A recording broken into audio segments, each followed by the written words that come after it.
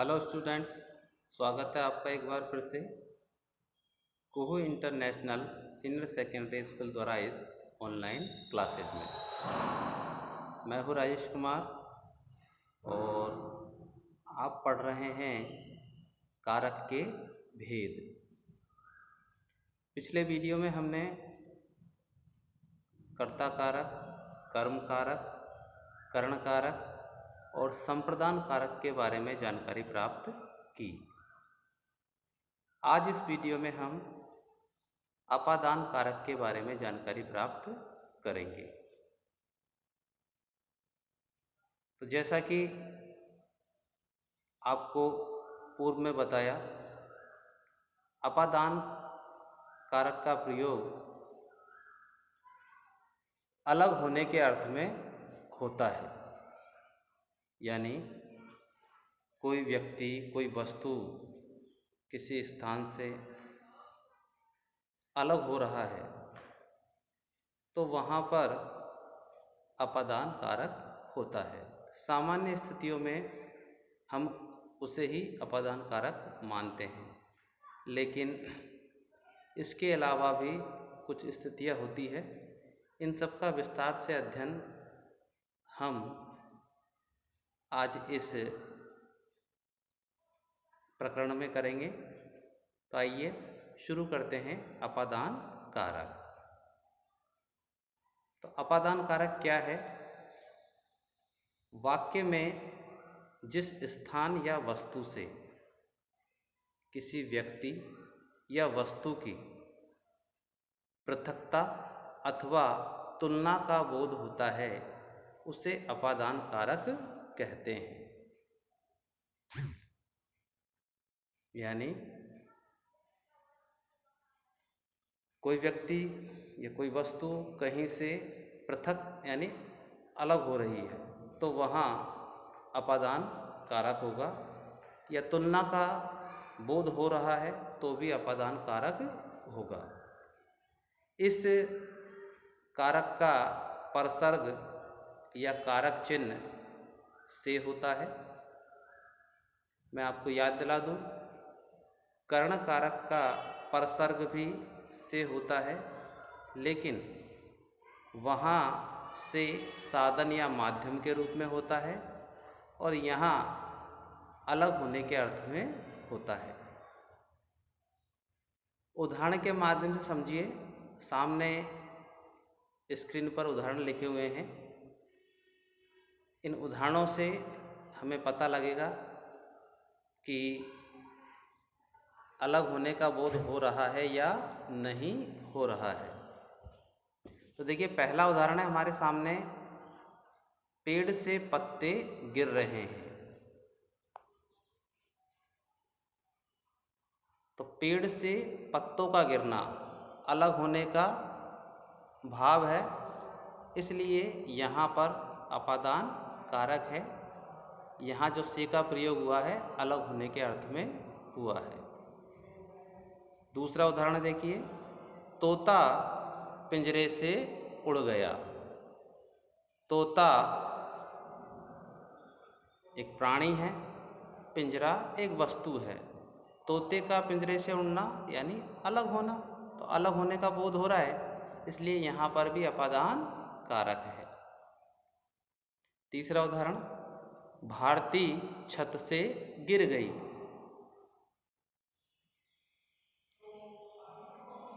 भारती व्यक्ति है, छत स्थान है। भारती का छत से गिरना यानी अलग होना, तो अलग होने का बोध हो रहा है, इसलिए इस वाक्य में भी छत से यहाँ अपादान कारक है।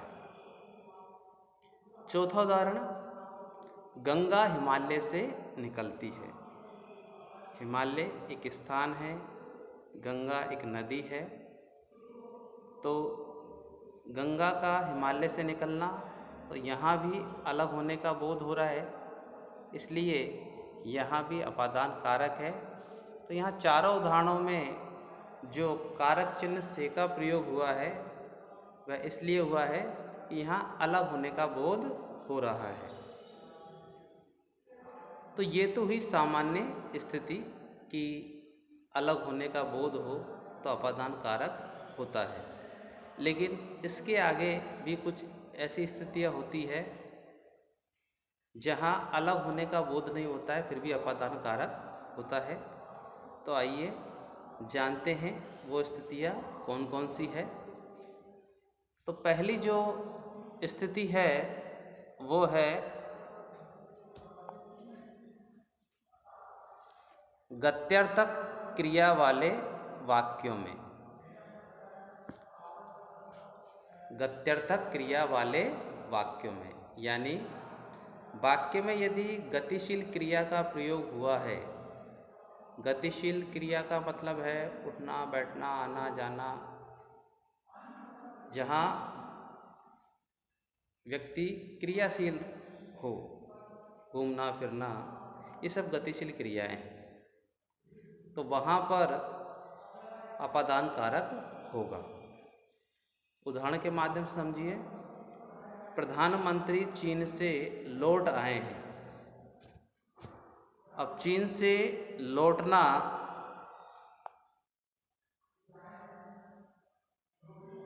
जो क्रिया है वो गतिशील है, इसलिए यहाँ पर अपादान कारक है।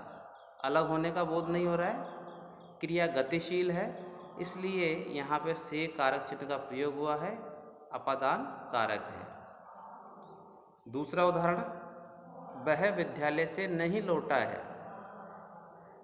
तो लौटना क्रिया भी गतिशील है, यहाँ अलग होने का बोध नहीं हो रहा है, फिर भी गतिशील क्रिया होने के कारण यहाँ पर अपादान कारक है। दूसरी जो स्थिति है हमारी वो है भय के भाव में। भय यानी डर। यदि वाक्य में भय का भाव है तो वहाँ भी अपादान कारक होगा। उदाहरण के माध्यम से देखिए, बच्चा सांप से डर गया। अब डरना भय का भाव है, इसलिए यहाँ पर अपादान कारक होगा। दूसरे उदाहरण में, हिरण शेर से डरता है। यहाँ भी डर का भय का भाव है, इसलिए अपादान कारक है।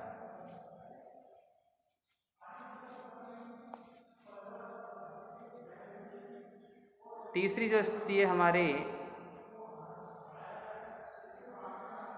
घृणा या ईर्ष्या के भाव में। जैसे हम किसी से घृणा करते हैं तो वाक्य में यदि घृणा का भाव है, ईर्ष्या यानी जलन का भाव है, तो वहाँ भी अपादान कारक होगा। उदाहरण में देखिए, जानवी को गंदगी से बहुत घृणा है। गंदगी से बहुत घृणा है, इसलिए यहाँ पर अपादान कारक है। दूसरा उदाहरण, सरिता ललिता से ईर्ष्या करती है। ईर्ष्या करने के कारण यहाँ पर अपादान कारक है। चौथी जो स्थिति हमारी बनती है वो है लज्जा के भाव में। लज्जा, शर्म भी हम कह सकते हैं।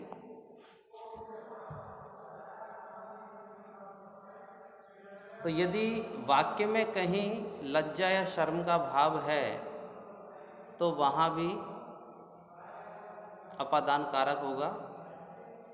उदाहरण के माध्यम समझिए, बहू ससुर से शर्माती है। शर्माना यानी लज्जा, तो यहाँ पर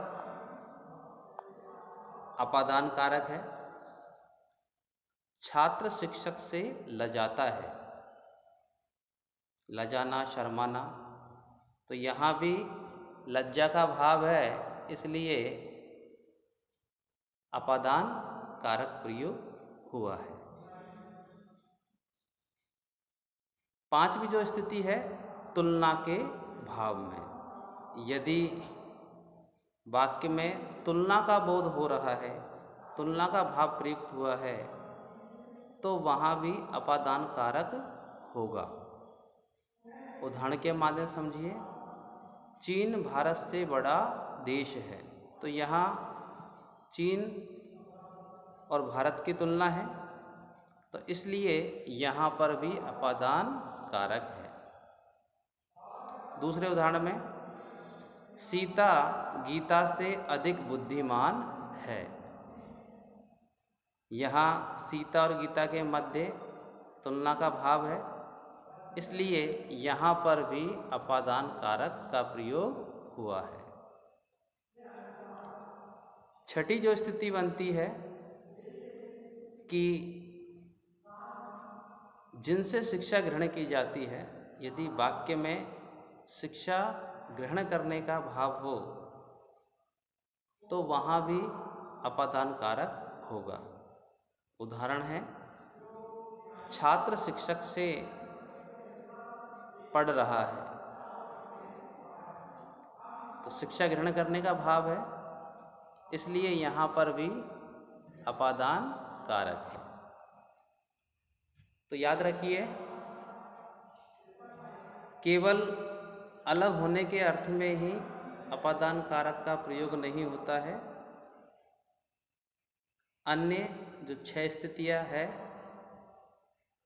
भय के भाव में, लज्जा के भाव में, ईर्ष्या के भाव में, तुलना के भाव में, शिक्षा ग्रहण करने के भाव में या गतिशील क्रियाओं में भी अपादान कारक होता है। यही बात सबसे महत्वपूर्ण है। सामान्य स्थितियों में तो हर कोई जान लेगा, लेकिन जो ये विशेष स्थितियाँ है उनमें हम थोड़े भ्रमित हो जाएंगे और हो सकता है कि हम गलत कारक लिखते हैं, जिसका नुकसान हमें उठाना पड़ सकता है। तो आशा करता हूँ आपको अपादान कारक समझ में आ गया होगा। यदि वीडियो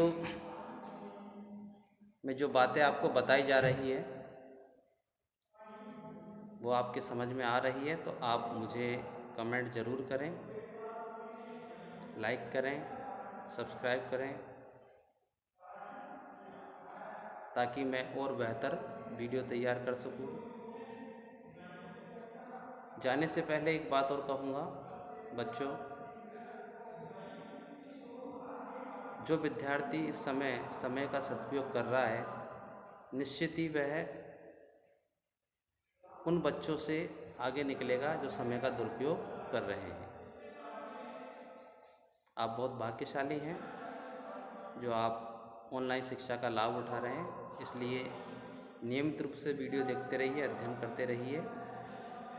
मिलते हैं अगले वीडियो में, तब तक के लिए बाय बाय।